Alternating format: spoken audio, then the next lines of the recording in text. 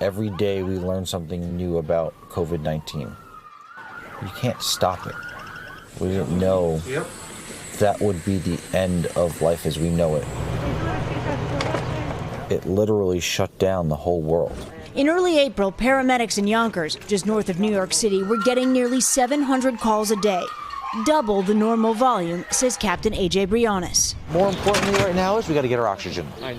A paramedic's close-up of the virus and its toll on the families. Looks like she has hypertension, high cholesterol, thyroid.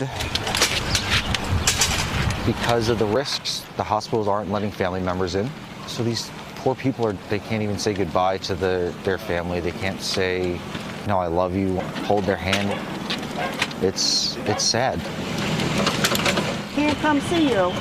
And we're gonna see you when you come back. All right, Mom. You see entire families getting sick because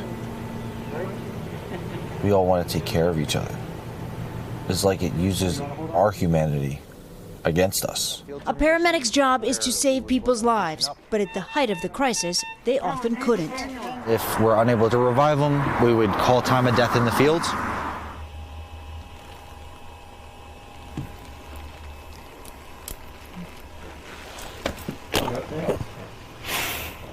When I think of ghosts, I think of jobs that went bad.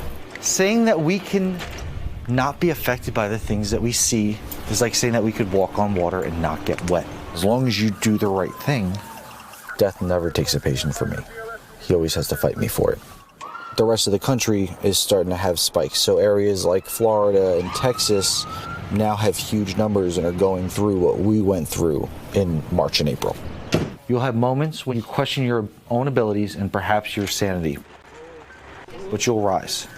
Hey, NBC News fans, thanks for checking out our YouTube channel. Subscribe by clicking on that button down here and click on any of the videos over here to watch the latest interviews, show highlights, and digital exclusives. Thanks for watching.